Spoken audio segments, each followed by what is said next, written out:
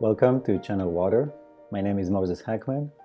Channel Water is an educational channel that will share with the world water's knowledge and point of view about the many different aspects of our lives. Each episode will have a specific topic where we will lecture or have interview with more guests about that topic. But to start, we're just going to jump into a free-flowing conversation with a friend where we keep it open and share with you as many ideas and concepts that we will discuss here in the future, just to give you a taste, so you'll have an idea of what direction we're going to go here with this channel. In the description below, you'll find two links, one to my book, Faces of Water, where you can see water for the first time with a technique that I invented that allows us to capture those images of water in its movement. And the second link is to a slideshow where you can see some of those images in more of a video form for free online. So let's jump in, and thank you for watching. Because that's what I realized, that I cannot see water. It's an invisible space, invisible layer in our reality. And when you say you can't see it, you mean like the vortexes, the movements, because in a sense we see it.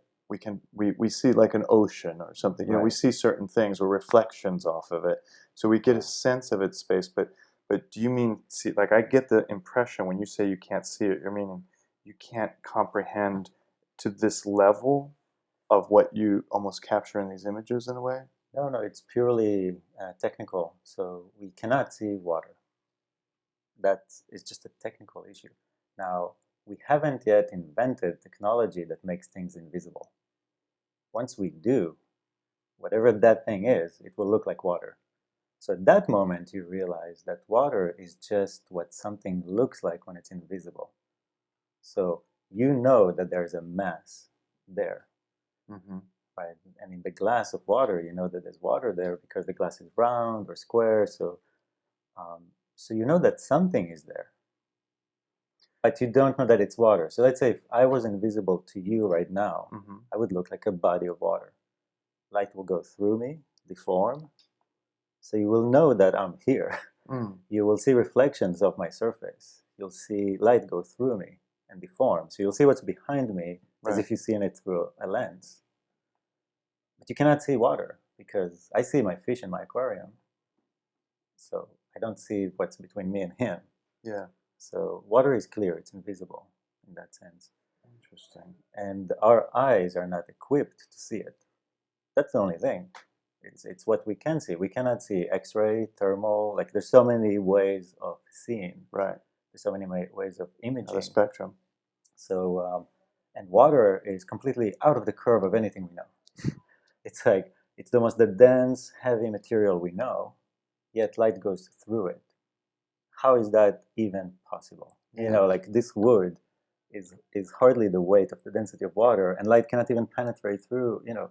So what's happening with water? How is it possible that they have complete no regard to each other? So water itself, when you see it in the different states, it's also the different potential it has.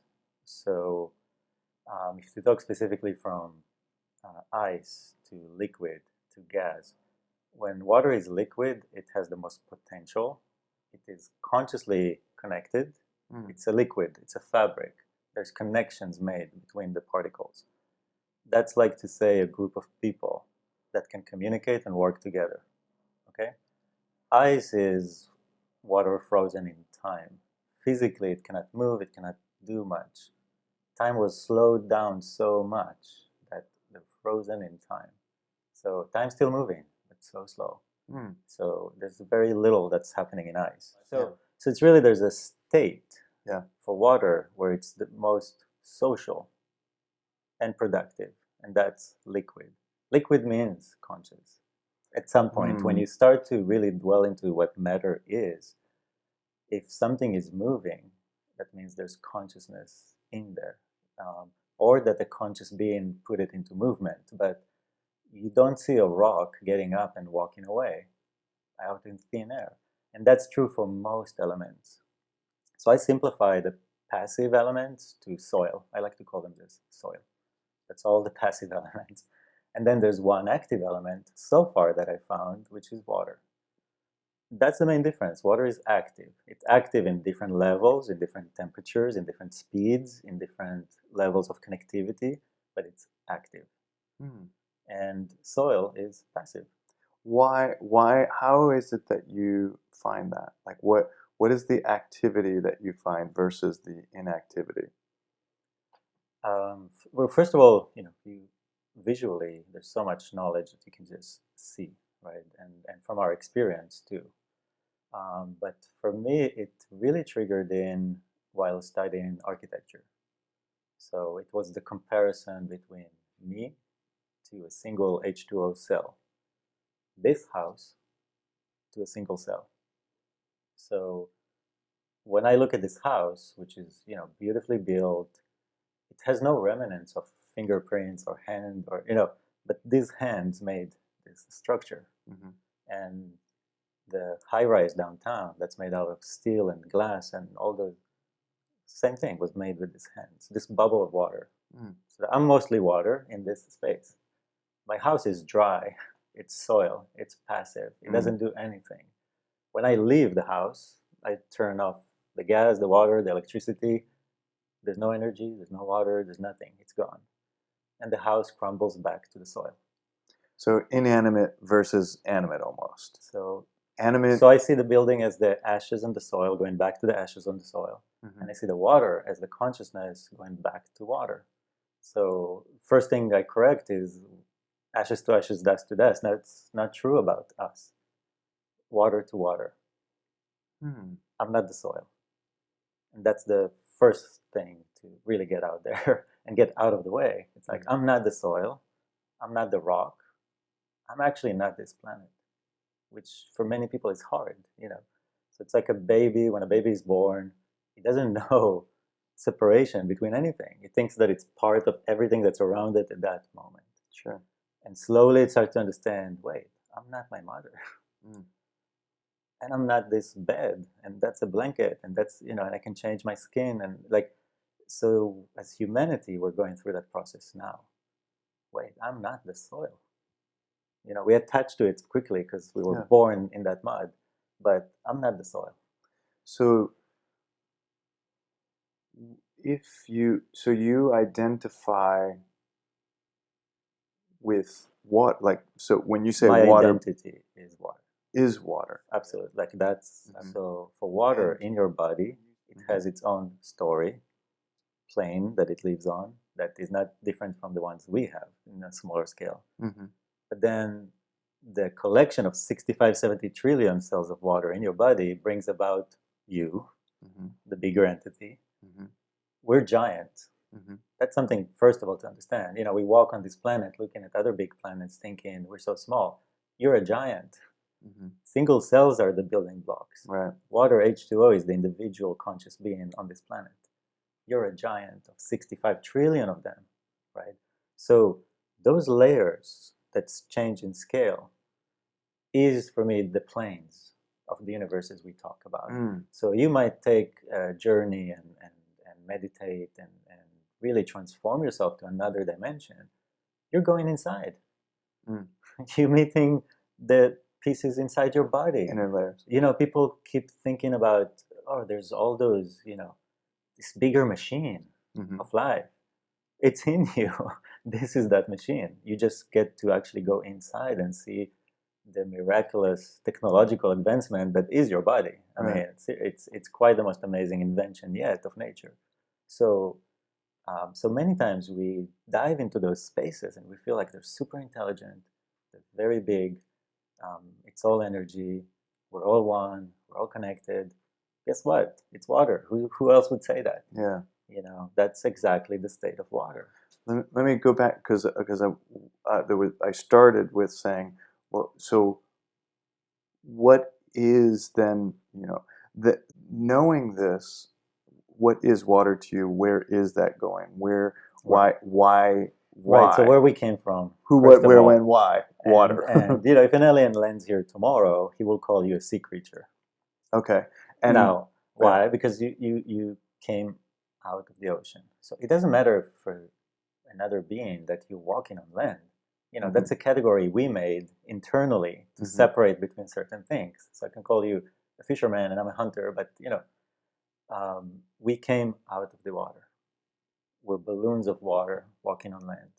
So we are sea creatures walking on land in space. That's as simple as it is, right? There could be other oceans and there could be other liquids and other materials out there in space that have the same, that are also conscious or have the same abilities. But we just, we haven't seen it yet. We haven't come across it. So we're only talking about what's here. Here, yeah. What Earth. we know. Yeah, Earth, this solar system so far. And I'm the first person to say that, I know that I don't know. That's not a place, we're not coming from a place of like, we know everything and no, and that's how I got to this. Oh, that's interesting though. It's nice. It's interesting, right? Because most whatever philosophies or notions or spiritualities or religion, whatever thing we might want to call this, most will know. They know everything. But what's interesting, and that's what I really enjoyed in general talking with you, is there will be you'll come up like a question will come and you'll go, oh, I don't know. I need to think about that. And you'll kind of like find that as opposed to just know and intimate an answer. And that authenticity to me has been really, really interesting, because your journey becomes sort of, I get to partake almost in the honesty of it. So that's kind of neat. But and it's mathematically it's a structure that works, because if I take an equation of, I know A, B, C, there's a piece that I don't know. So some people will try to target that piece and just stay stuck on figuring something out that you can't. Right. I just leave it as an unknown, and I keep it in the equation, and I keep going. Isn't that so water? And later on, isn't that so water-ish? Like there's a rock on the road, I'll just go around for a while and melt it. Take it with me. Yeah, exactly. I don't know what you are, but come with me. We're on this journey. Yeah. And we'll figure what you are on the way. Don't worry, we'll get there, kind of thing. So let me ask you then. Let me continue back with the who, what, where, when. So that kind of gives a sense of time scale almost and location, because it's kind of with Earth or this solar system basically. Very much. It's kind of present-ish, last whatever billions or so years, the evolution. Yeah, that's just fascinating, because that really puts a space and a place on it.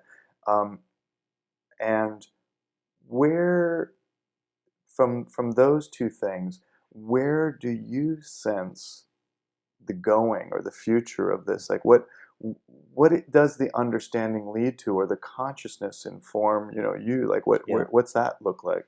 Well, I think, and this is why I started this channel. I know, I can tell, because you're so driven, and that's why. And for me, that's part of it. It's like, where are you going? Like, I want to know.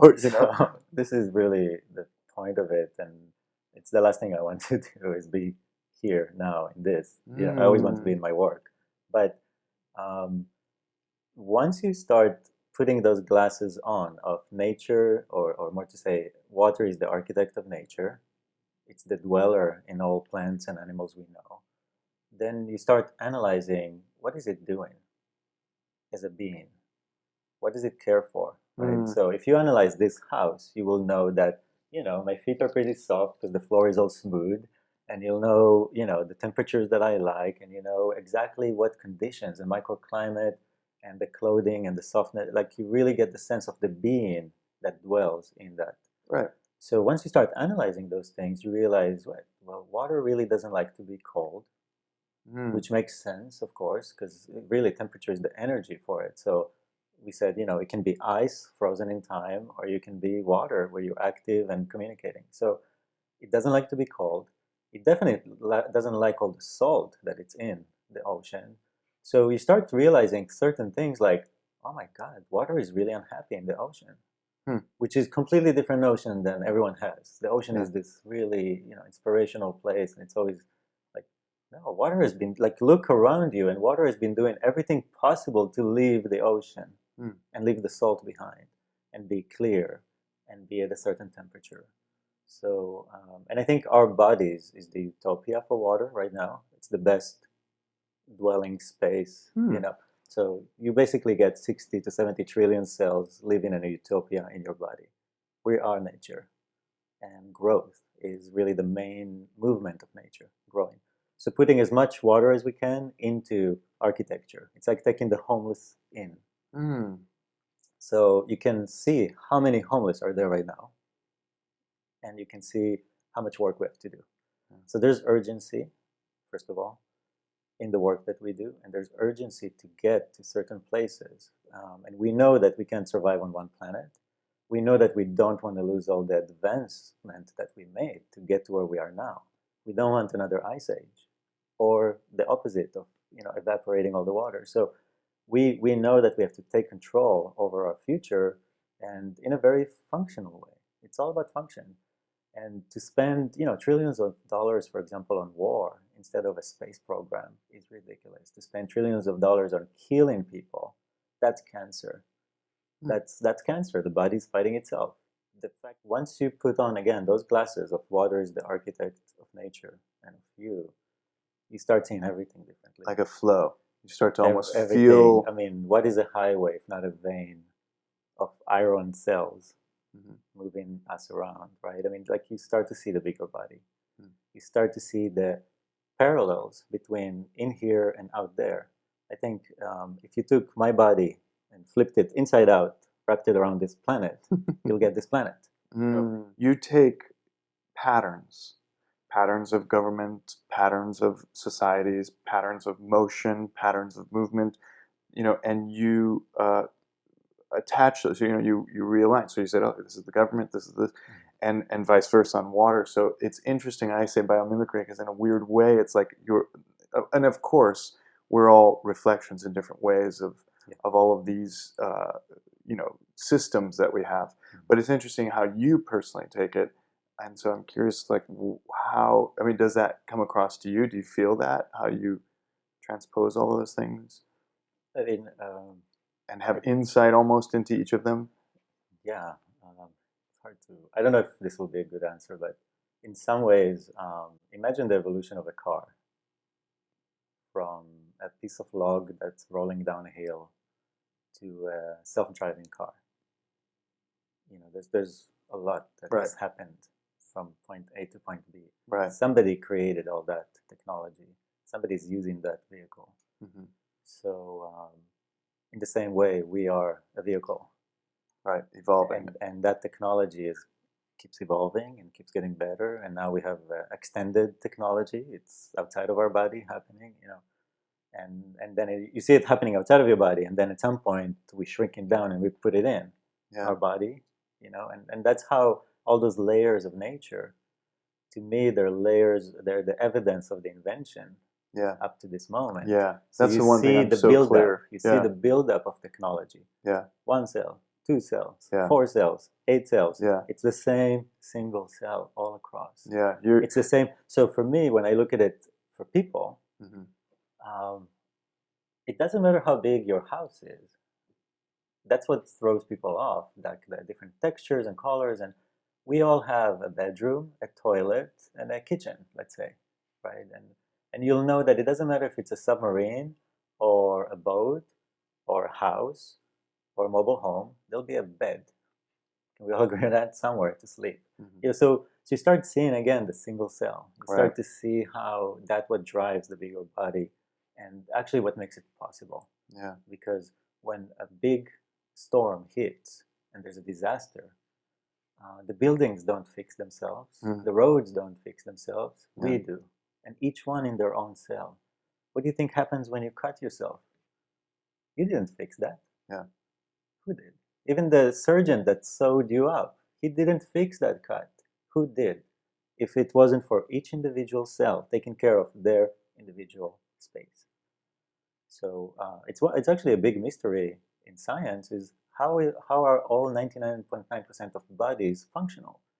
Why doesn't this finger stop working at some point? And that, and so the only way that is possible is that each individual cell is conscious. Each individual one. It's not a computer controlling all of this. Yeah. No, each cell. So as you go home, if a tree fell in front of your door, you'll move that and you'll make your way and you make your way to a bedroom and the flow will keep going and each cell does its work. So that's maybe can shed a bit of light on that's interesting. That water is the body of consciousness itself. Consciousness is real. We know it. We're conscious. It has a body, and it's the most magical thing we could ever find, which is water. Like you can quantify consciousness, and it's a real tangible thing. But what a magical thing it is too. Well, so how do you quantify it? Well, first of all, like I said, water is the body of consciousness. Every vessel of water, every plant, every animal, every person is a vessel of consciousness. Right. Okay, so first of all, we're achieving a big step here of saying plants are conscious, animals are conscious, people are conscious. All of them are aware and intelligent in the same level. Now you have a secondary structure. The tree is like a village of farmers.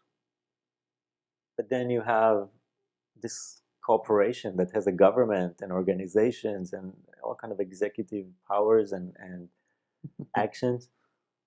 So the complexity of this vehicle is different than the complexity of the vehicle of the tree or the grass or the dog. Each one has a function within their vehicle.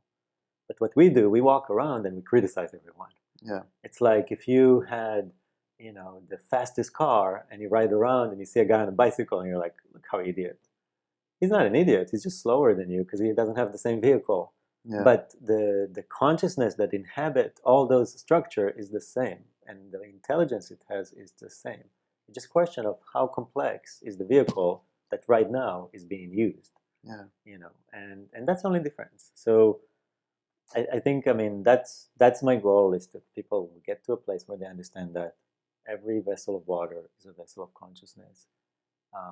And animal rights, plant rights, human rights, whatever, it's all water rights. Where does this go? Like, what is the goal? What do you sense? Is it emptying out the oceans and like if you, or like your utopia right now, you get to say this, this, this, this, this, what would those things be? Right. I think right now, what this planet is to the universe, it's like an egg that is going to hatch. And humans is the thing that will hatch from it out to space. Okay, so I think we'll live forever, expand to the stars. Water has been living forever. It's inherently alive. So, the concept of death is not part of my equation. So the idea is that we will create, first of all, a sustainable, sustainable creatures. So when we go out to space, a new spaceship is a new creature. It's a new vehicle, So we will get, I think, for us to leave this planet, leave the atmosphere, is equivalent of the journey water took to get out of the ocean. It's a big journey to make those vehicles that can last outside of the water, in our case, outside of the atmosphere, of the air, by themselves. So that's basically what we're doing, slowly, right? So slowly, space stations, satellites, you can see how that side is evolving. Same pattern, exactly the same thing, and slowly. And we'll get to a point where we can, occupy other planets, mine other planets. So there's no lack of energy, of matter. There's no lack of anything. It's really about focusing on what is the benefit, where are we going, and at the end, this whole planet, all of the water, will at some point be in vehicles. It will be in a house. All water will be housed at some point. No water will be floating out in space, frozen in time. So we will go also out there and join other bodies of water. There's a lot of water in space. So we're not just helping water here. It's also water out there that is currently frozen in time. One of the goals for this channel is to create a small community. I think this subject is kind of a niche subject. We talk in terms that most people tune out after you say the word consciousness. So, I don't expect, I want to have more people in my life that I can talk to about this subject in this way. So it's a way to find these people, attract them, and have those conversations. And so that's my personal step. Cool. You know, so I won't be so much isolated in isolation within this.